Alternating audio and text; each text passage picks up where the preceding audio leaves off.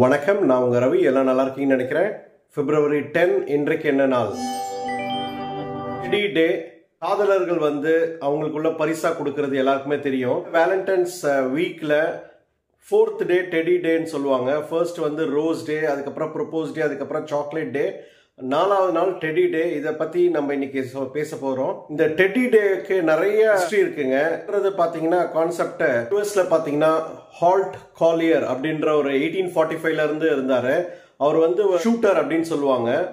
Confederate சட்டத்துக்கு புறம்பான ஷூட்டர்னு கூட சொல்லுவாங்க. பயங்கரமா ஷூட்டிங்ல எக்ஸ்பீரியன்ஸ் இருந்ததுனால 1902ல Theodore Teddy Roosevelt US president 26th president 1902ல அவர் வேட்டைக்கு போனதா சொல்லப்படுகிறது. ஹால்ட் காலியர் என்ற ஒரு பியரை கொண்டு வந்ததா சொல்றாங்க. அந்த நேரத்தில் யுஎஸ் பிரசிடென்ட் அதை கொல்லாம விட்டுடுறாரு. இந்த பேரிமேன்ற ஒரு கார்ட்டூனிஸ்ட் இந்த டெடி பியர் அப்படின்ற ஒரு கதையை, இந்த இன்சிடென்ட்டை வரையறாரு.